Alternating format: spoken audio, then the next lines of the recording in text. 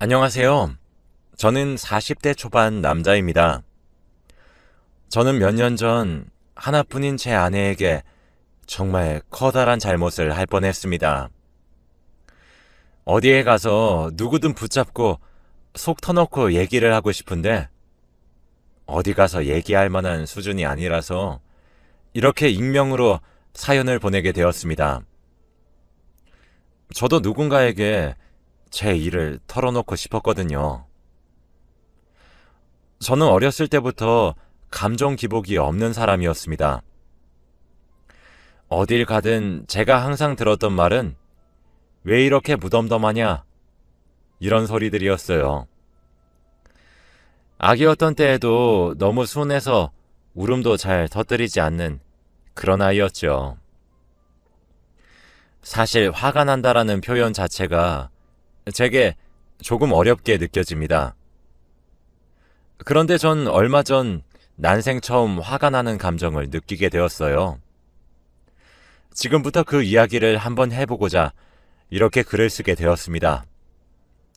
우선 제 직업을 말씀드리자면 은행원을 하고 있습니다. 저는 어렸을 때부터 덧셈하는 것을 남들보다 좋아했고 돼지저금통에 동전을 넣으면서 행복을 느꼈거든요. 그리고 은행원도 사람을 상대하는 직업이다 보니 제 무던하고 감정 기복이 없는 성격이 더 도움이 될 것 같아 이 직업을 선택했습니다. 제 예상이 들어맞았는지 은행원이란 직업은 저와 찰떡같이 잘 맞는 직업이었어요. 나름 한국에서 네로라 하는 은행에서 근무를 하고 있었습니다. 이런 저를 부모님께서는 자랑스러워 하셨어요. 원래 저희 부모님께서는 제게 기대를 많이 거셨던 분들이셨거든요. 학창 시절에도 제가 좋은 점수를 받아서 전교 10등의 성적을 들고 집으로 돌아오면 부모님은 잘했다는 칭찬보다 더 잘하라며 제게 채찍질을 하셨던 분들이세요. 물론 그런 부모님들의 육아 방침이 처음엔 서러웠지만 저도 나이를 먹고 하다 보니 그러려니 해서 크게 상처는 없어요. 제 부모님은 대학도 대학 성적도 그리고 취업까지 더 좋은 곳, 좋은 음식, 좋은 대우를 받기를 계속 희망하셨고 전 부모님의 그런 욕심에 매번 부응해 왔습니다. 부모님께서는 제 직업을 자랑스럽게 여기셨죠. 그런데 이제 취업까지 하고 나니까 제게 결혼은 언제쯤 할 것이냐며 결혼에 대해 기대를 새롭게 품으셨어요. 제가 밑으로 여동생이 둘 있는 집안의 장남이니 좀 더 그러셨던 것 같습니다. 그런데 사실 전 결혼에 대한 생각이 별로 없거든요. 남들처럼 드라마틱한 프로포즈에 로맨틱한 사랑에 그런 것들에 욕심이 별로 없었죠. 로망도 마찬가지로 없었습니다. 그래서 제게 결혼이란 해도 그만, 하지 않아도 그만 이런 느낌이었어요. 그리고 지금 한국 사회에서는 혼자 벌어 혼자 살아가는 것도 벅찬데 제가 가장이 되어야 하고 가족을 책임져야 하고 그러는 것들이 뭐랄까 제게는 다소 무겁게 다가와서 결혼에 점점 회의적인 생각을 가지게 되더라고요. 그래서 결혼보다는 혼자서 월급 받아 모으고 투자하고 적금도 하고 그렇게 살면서 돈이 점점 불어나는 그런 재미만 보고 있었습니다. 처음에 제게 결혼이란 것은 그런 존재였죠. 하지만 세월이 흘러가면서 제가 어쩌다 검사를 받게 된 적이 있었어요. 동네 비뇨기과에서 말이죠. 그런데 저는 병원에서 정말 충격적인 결과를 듣게 되었습니다. 제가 무정자증이란 사실을요. 그때가 20대 후반이었는데 뭐랄까 청천벽력 같은 그런 기분이었습니다. 부모님께는 말도 꺼내지 못했어요. 그런데 생각해 보세요. 요즘 세상에 남자가 불임이라는데 어떤 여자가 저와 결혼을 약속하겠습니까? 보통은 그들만의 가족 계획이 있는데 전 가족을 만들어주지 못하니 평생 혼자서 살아가야 할 팔자구나 싶었고 그때부터 전 비혼주의자가 되기로 했죠. 애초에 결혼에 대해 흥미가 없었던 것도 큰 몫을 한 것 같지만요. 제 여동생들은 이런 저와 달리 명랑한 아이들이라 연애도 잘하고 둘 다 20대에 생각보다 젊은 나이에 결혼을 했어요. 그래서 정말 고향으로 내려가서 부모님을 마주하는 일은 시간이 지날수록 점점 어려워졌고 부담스럽게 느껴졌죠. 사실 일찍 결혼한 동생들이 그렇게 부럽지는 않았습니다. 조카들은 귀여웠지만 그냥 제 동생들의 아이들이니 귀여운 수준이었죠. 30대에 들어서고 점점 나이를 한 살씩 먹어서 중반의 나이가 되니 생각이 점차 바뀌더라고요. 막상 아이들을 기르는 재미도 쏠쏠해 보이고 제부들과 알콩달콩 잘 사는 모습과 그런 왁자지껄 웃고 떠드는 모습들이 참 예뻐 보였습니다. 몇 년 전까지만 해도 몇 가지 안 되는 단어만 내뱉었던 조카들이 삼촌, 신발 신고 나가서 놀자 정도의 문장을 말하기도 하니 너무 귀엽게 느껴지기도 했죠. 그때부터 결혼이란 것에 대한 제 생각이 조금씩 바뀌기 시작했습니다. 복작복작거리면서도 웃음이 끊이질 않는 동생들의 가족들을 보니 부럽더라고요. 이런 제 마음을 누구보다 먼저 눈치채신 분들은 다름 아닌 부모님들이셨습니다.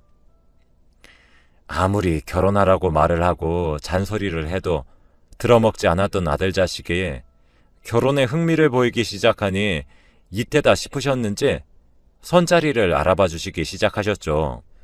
싫다며 내빼려다가도 혹시 모르겠다는 기대감으로 부모님이 알아봐 주시는 선자리에 모두 나갔습니다. 하지만 제 기대와는 달리 선자리에서는 제 마음에 드는 사람이 한 명도 없더군요. 이미 제 나이는 점점 먹어가는데 그때가 되니 진작 연애라도 많이 하고 살 것을 하면서 후회가 되기도 했죠. 이번 생엔 글렀구나 싶은 마음에 기대를 접으려던 시점에 나간 선자리에서 지금의 제 아내를 만났습니다. 선자리에서 만난 아내의 첫인상은 의외다 싶었어요. 누가 봐도 부모님의 성화에 등이 떠밀려 나온 티가 펄펄 났거든요. 아내를 처음 만났던 계절엔 초여름이었는데 아내는 슬리퍼를 질질 끌고 면으로 되어 있는 짧은 면바지를 입고 등장했습니다. 누가 봐도 시간을 어느 정도 때우고 내빼려는 심산이 너무 잘 느껴지는 옷차림과 표정이었죠. 그런데 오히려 제게는 신선하게 다가왔어요. 제가 선자리에 지쳐가고 질려했던 이유는 하나같이 인위적인 만남 같은 기분이 들었기 때문이었거든요. 제가 만났던 여자들은 손으로 입을 가리며 호호 웃었고 파스타도 돌돌 말아먹었고 하나같이 무릎까지 오는 치마에 하이힐을 신고 그런 천상 여자인 모습만 보니까 너무 가식처럼 느껴졌습니다. 저도 밑으로 여동생이 둘씩이나 있으니까 대충 여자들이 어떻게 살고 행동하는지 다 알고 있었거든요. 그런데 오히려 그런 편한 차림으로 나온 모습을 보니 호기심이 들더라고요. 아내는 건성으로 커피를 주문하고 저와 대화를 나누기 시작했습니다. 그런데 아내와 나누는 대화가 너무 재미있었어요. 아내와 제가 공통적으로 겹쳤던 부분은 바로 여행에 관심이 많다는 거였습니다. 요즘 시국에는 해외여행을 간다는 것이 지탄받을 만한 일이지만 불과 2년 전 정도까지만 해도 해외에 가는 것이 너무 쉬웠거든요. 아내와 저는 여행의 스타일도 잘 맞았고 취미나 관심사가 정말 많이 통했어요. 근데 그런 기분은 저만 느꼈던 부분이 아니었나 보더라고요. 심드렁하던 아내의 태도도 점차 제게 집중을 하는 듯 했고 우리의 대화는 그렇게 무려 2시간이나 이어졌습니다. 아내는 나중에 깔깔 웃으면서 제게 대화를 먼저 걸기도 했어요. 아내는 제게 밥을 같이 먹자고 제안하더라고요. 전 물론 흔쾌히 허락했습니다. 그런데 아내는 다른 선자리와 다르게 파스타 이런 곳을 가지 않고 국밥집에 가자고 하더군요. 근처에 완전 맛집이 있는데 특별히 제게 소개시켜주는 곳이라고 하면서요. 그런 모습들도 특이했고 새로워서 정말 매력적으로 느껴졌던 것 같아요. 저도 흔쾌히 국밥집으로 향했어요. 이열치열이라고 웃는 아내의 모습이 제 눈에는 귀엽게 느껴지기까지 했습니다. 아내는 저와 식성도 똑같은 것 같았어요. 저와 아내는 누가 먼저랄 것도 없이 동시에 순대국밥을 주문했고 순대국밥이 나오고 난 뒤에도 국밥에 들깨가루를 뿌려 먹는 것까지 통하더군요. 그런 사소한 것도 그날에는 우리가 왜 이렇게 잘 맞는 거냐고 까르르 웃을 수 있는 소재들이었습니다. 아내는 분명 차를 끌고 선자리를 나왔거든요. 보통 술자리로도 이어질 수 있기 때문에 차를 집에 두고 오는 사람들이 많잖아요. 그 얘기에 선자리에 정말 기대도 없었나 보다 싶었죠. 사실 밥까지만 먹고 헤어지고 다음을 기약해야 하나 싶었었는데 그날 아내를 보내면 놓칠 것 같다는 생각이 들었어요. 저는 아내에게 술 한 잔도 하는 것이 어떻겠냐고 물었고 아내는 흔쾌히 수락했죠. 저희는 어디에 갈지 고민을 하다가 제가 자주 가는 포장마차에 가자고 제안했습니다. 너무 좋아하면서 자신도 그런 곳에서 술 마시는 것을 좋아한다고 하더군요. 이때도 통하는 것이 맞네 라고 생각했습니다. 술이 약했던 아내는 소주 몇 잔에 알딸딸해 보였고 제 눈에 그런 모습은 가식 없고 솔직해 보여서 정말 귀엽고 매력적으로 다가왔어요. 그날 아내와의 첫 만남을 마무리하면서 저는 다급하게 아내에게 고백했습니다. 만나보는 것이 어떻겠냐고 하면서 말이에요. 저는 아내의 모든 면에 이끌렸었거든요. 아내는 좋다며 활짝 웃고 우린 그렇게 그날 연인이 되었습니다. 아내와 함께하는 모든 시간들이 너무 즐거웠어요. 저는 제가 감정 기복이 없고 무던한 사람이라고 30년이 넘는 시간 동안 믿어왔는데 아내를 만나고 나니 제가 스스로 생각하기에도 이렇게 내가 감정에 예민했나 싶을 정도로 바뀌었더라고요. 그렇게 아내와의 행복한 시간이 길어지면 길어질수록 저는 마음 한켠이 무겁게 내려앉았습니다. 아내에게 불임이란 사실을 밝히지 못했으니까요. 하지만 저희 둘은 적지 않은 나이였고 언제가 되었든 고백을 해야만 했죠.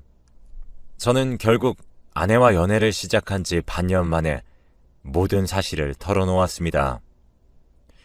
저희 사이에 그쯤 되니 슬슬 결혼에 대한 이야기가 나오고 있어 더 이상 숨길 수가 없겠더군요.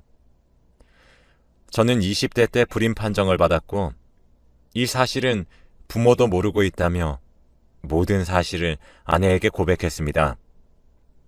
그때 제가 느꼈던 감정은 무력감이었죠. 아내는 솔직하게 말하더군요. 가족 계획이 있고 아이를 낳아서 기르는 재미도 알고 싶었다고 말이에요. 전 그런 아내의 말이 이뤄질수록 잘 익은 벼마냥 고개만 밑으로 숙여지기 시작하더군요. 아, 나는 이 사람과 이렇게 끝이구나. 두 번 다시 연애를 못할 수도 있겠다. 라고 생각하며 아내를 포기하려는 순간 아내는 제게 그러더군요. 그래도 성철 씨면 아이 없이 우리 둘만 사는 것도 괜찮을 것 같아. 라고 말이에요. 그 말을 해주는 아내는 제게 날개만 달리지 않았을 뿐이지 천사와 다름이 없었습니다. 저는 30대 후반에 그렇게 일사천리로 결혼을 했어요. 처가댁에도 제가 불임이란 사실을 밝혀야 된다고 생각했지만 아내는 괜찮으니 숨기고 딩크족이라고 얘기를 하자고 하더라고요. 제가 잘못해서 생긴 병도 아닌데 그런 것들이 트집으로 잡혀서 문제 삼고 싶지 않다고 하면서요. 제 아내는 마음도 참 넓었습니다. 저희 부모님은 제 결혼 소식에 환영하셨어요. 그렇게 우리는 신혼생활을 하게 되었는데 정말 행복했습니다. 아내는 솔직한 성격이 매력이었고 털털하기도 하다가 귀엽게 내숭도 부리고 이 맛에 결혼을 하는구나 싶었거든요. 함께 요리도 하고 늦게까지 영화도 보고 근처에 산책도 다니면서 우린 행복하게 지냈습니다. 그런데 하루는 퇴근 후 집에 왔는데 아내가 제게 할 말이 있다고 하더라고요. 그래서 무엇이냐고 물어보니 저를 이끌고 식탁으로 데려갔어요. 저는 앉아서 아내가 차려준 밥을 먹으면서 얼른 얘기해달라고 졸랐습니다. 아내는 제게 손바닥만한 직사각형 모양의 상자를 건네더군요. 그 안에는 두 줄이 선명히 나와 있는 임신 테스트기가 있었습니다. 그걸 보는 순간 정말 머리가 새하얘졌죠. 저는 불임인데 임신이라니 머리가 복잡해지더군요. 아내는 그런 제 모습을 보며 안절부절하며 얘기했습니다. 사실 아내는 한 달에 한 번 오는 마법의 날의 주기가 매우 정확한 편입니다. 항상 30일에 한 번씩 하거든요. 아내가 일을 하던 도중에 원래는 쳐다도 보지 않았던 반찬을 먹기도 하고 감기 몸살 기운도 돌고 이러니까 함께 일하는 동료가 아내에게 임신을 한 것이 아니냐고 물어봤다고 해요. 그런데 아내도 곰곰이 생각해보니 2달 정도 마법의 날을 건너뛰었다고 하더라고요. 그래서 혹시나 하는 생각에 임신 테스트기를 사서 검사를 했는데 2줄이 나왔다고 합니다. 저 솔직히 표정 관리가 하나도 되지 않았어요. 아내를 믿지 않는 것은 아니지만 아내가 내민 임신 테스트기를 믿을 수도 없는 노릇이었죠. 남들에게는 서로에게 사랑한다는 말과 주위에서 축하의 말이 나올 법도 한데 저와 아내 사이에는 긴 정막만이 흘렀고 초상집 분위기였어요. 솔직히 배신감이 들지 않았다면 거짓말일 겁니다. 하지만 아무리 생각해도 제 아내가 거짓말을 할 이유도 의심이 가는 정황도 없더라고요. 아내는 아무런 대답도 하지 않는 제 모습을 보며 결국 눈물을 터뜨리고 말았고 저는 잠시 시간을 달라고 요청했습니다. 한참을 울던 아내는 눈물을 그치고 제 생각이 정리되기만을 기다리고 있었어요. 저는 일단 우는 아내를 달랬습니다. 그리고 물었어요. 정말 제 아이가 맞냐고 말이에요. 사실 다른 가정의 남편이 아내에게 저런 질문을 했다면 욕이 돌아왔겠죠. 그치만 아내도 그렇게 질문하는 제 심정을 이해해 주었어요. 아내는 하늘에 대고 한 점 부끄럼 없이 제 아이라고 얘기했죠. 전 아내에게 출산 이후 친자 검사를 요구했습니다. 여보, 당신도 알다시피 나 불임이잖아. 당신을 믿지 못하는 것이 아니야. 당신이 날 기만하지 않았다는 사실을 나도 잘 알아. 하지만 이건 별개의 문제야. 당신은 믿지만 지금 나에게 벌어진 상황을 믿진 못하겠어. 라고 말이에요. 아내는 속상하다며 눈물을 흘리면서도 친자검사 요구를 받아들였습니다. 양가에서는 아내가 임신을 했다며 잔치가 벌어졌어요. 저희 가정만 우울했죠. 아내는 심지어 이란성 쌍둥이를 임신했더군요. 하나는 아들이었고 하나는 딸이었습니다. 저희 부모님은 복 2개가 굴러들어왔다며 태몽을 네가 꿨니 내가 꿨니 하셨고 처가댁도 저희 집과 마찬가지였습니다. 저는 아내의 결백을 믿었기에 임신을 하는 기간 동안 정말 최선의 노력을 다했어요. 아내가 딸기가 먹고 싶다 그러면 정말 몹시 추운 겨울에도 딸기를 따라갈 수준의 정성으로 말이죠. 그리고 약 8개월 뒤 아내는 아이를 출산했습니다. 아내를 많이 닮은 공주님과 왕자님이었어요. 아내는 아이들을 출산하고 눈물을 뚝뚝 흘리더군요. 아내는 출산 후 아이의 머리카락을 뽑았습니다. 그날 바로 보낸 친자검사는 다음날 유선으로 연락이 먼저 왔습니다.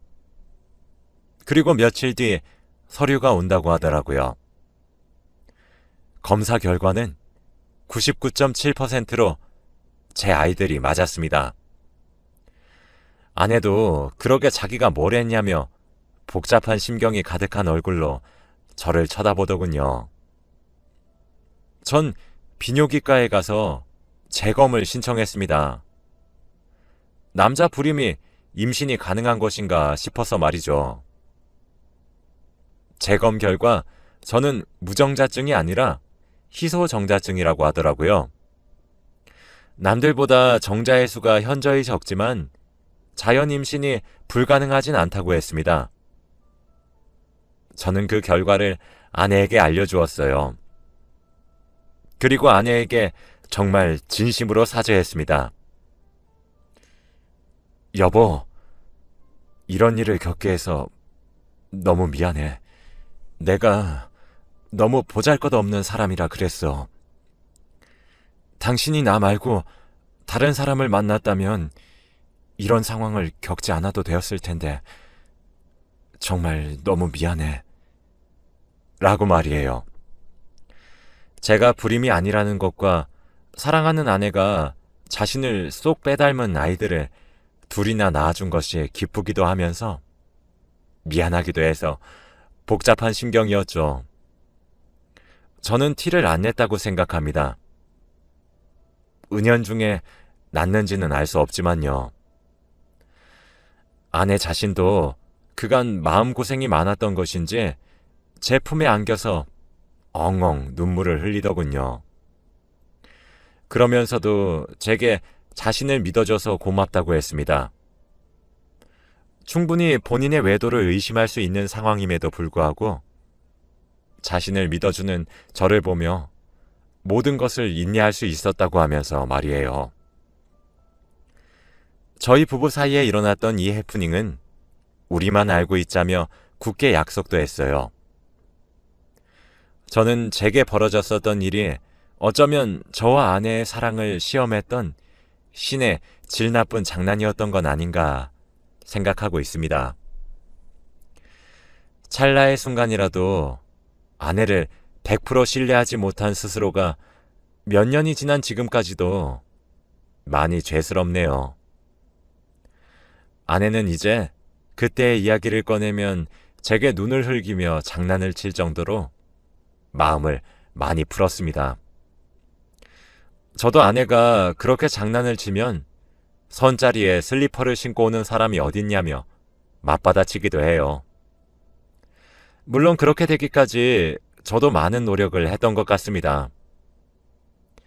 저는 이 일을 계기로 사람이 살다 보면 믿기 힘든 일이 벌어지기도 하는데, 그때 진정한 부부라면 끝까지 서로를 믿어야 된다고 생각하게 되었어요.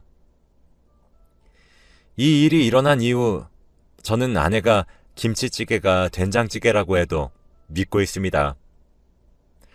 그런 제 모습을 보고 웃는 아내가 귀엽고 사랑스럽기도 하지만요. 제 이야기를 들으신 여러분들도 자신의 배우자를 저처럼 믿으셨으면 좋겠습니다. 제가 만약 아내를 믿지 못했다면 지금의 관계는 없었을 것 같아요. 상상만 해도 매우 아찔하네요. 순간의 선택이 인생을 좌우했을 수도 있다는 생각을 하니 오싹하기까지 한 것 같습니다. 제 이야기는 여기까지예요. 긴 이야기를 들어주셔서